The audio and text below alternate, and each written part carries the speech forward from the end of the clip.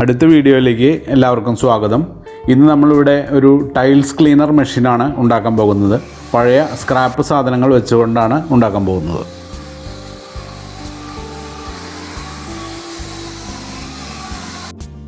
ഇത്രയും സാധനങ്ങളാണ് നമുക്ക് ഇതിന് ആവശ്യമായിട്ടുള്ളത്. ഇതൊരു പഴയ DC മോട്ടറാണ്. ഒരു പഴയ ഉപകരണത്തിൽ നിന്ന് അഴിച്ച് എടുത്തു വെച്ചിട്ടുള്ളതാണ്. ഒരുപാട് വർഷം പഴക്കമുണ്ടതിന്.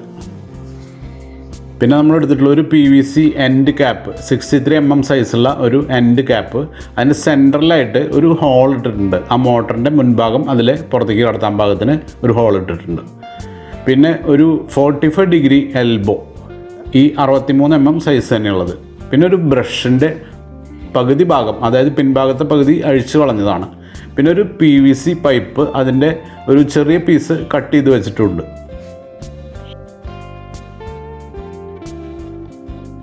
ഇവിടെ നമ്മൾ മോട്ടർ എടുത്തിട്ട് ആ എൻഡ് ക്യാപ്പ് നടുവിൽ ഹോൾ ഇട്ടിട്ടുള്ളതിലേക്ക് കറക്റ്റായിട്ട് ഇറക്കി വയ്ക്കുകയാണ്.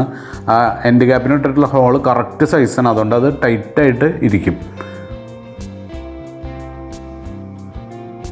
എന്നിട്ട് മോട്ടറിൽ കൊടുത്തിട്ടുള്ള വയർ നമ്മളൊരു റെക്ടിഫയർ കൂടെയാണ് പ്ലഗിലേക്ക് കൊടുക്കുന്നത്. കാരണം ഇത് ഒരു DC മോട്ടറാണ്, അതുകൊണ്ട് നമുക്ക് റെക്ടിഫയർ വേണം. ഇത് ഇലക്ട്രോണിക് ഷോപ്പിൽ നിന്ന് നമ്മൾ പർച്ചേസ് ചെയ്തതാണ്.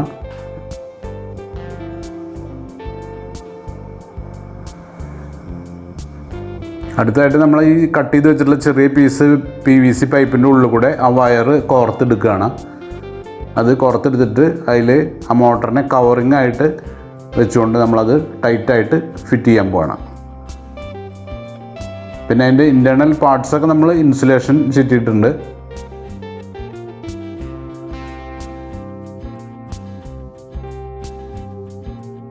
നമ്മളൊരു ബ്രഷ് എടുത്തിട്ടുള്ളത്, അതിൻ്റെ ഹാൻഡിൽ ഭാഗം നമുക്ക് ആവശ്യമില്ല, അത് കാരണം അത് അഴിച്ച് മാറ്റിയിട്ടുണ്ട്.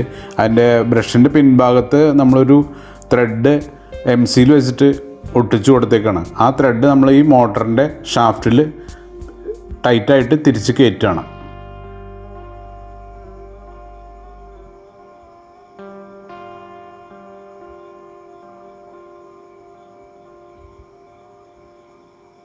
പിന്നെ അത് ഫുൾ ടൈറ്റ് ആവാൻ വേണ്ടിയിട്ട് ആ ഷാഫ്റ്റിൻ്റെ പിൻഭാഗത്ത് സ്ക്രൂ ഡ്രൈവർ കൊണ്ട് ഒന്ന് പിടിച്ചിട്ട് കൈ കൊണ്ട് തന്നെ ആ ബ്രഷ് ഒന്ന് ഫുൾ ടൈറ്റിലാക്കി വെച്ചിട്ടുണ്ട്.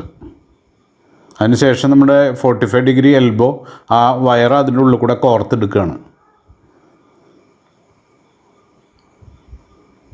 കോർത്തെടുത്തിട്ട് നമ്മൾ ആ PVC പൈപ്പിൻ്റെ മറ്റേ എൻഡിൽ അത് ടൈറ്റായിട്ട് ഫിക്സ് ചെയ്ത് കൊടുക്കുക. ഒരിക്കലും ലൂസ് വരാൻ പാടില്ല.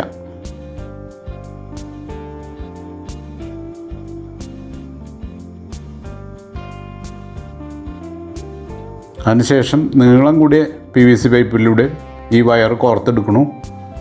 അതിനുശേഷം ആ PVC പൈപ്പ് ഈ 45 ഡിഗ്രി എൽബോയുടെ മറുഭാഗത്ത് നമ്മൾ ടൈറ്റായിട്ട് ഫിക്സ് ചെയ്ത് വയ്ക്കുന്നു.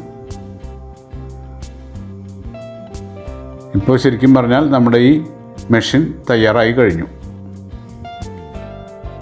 ഇതൊന്ന് പ്രവർത്തിക്കണില്ലെന്നൊന്ന് ടെസ്റ്റ് ചെയ്ത് നോക്കാം.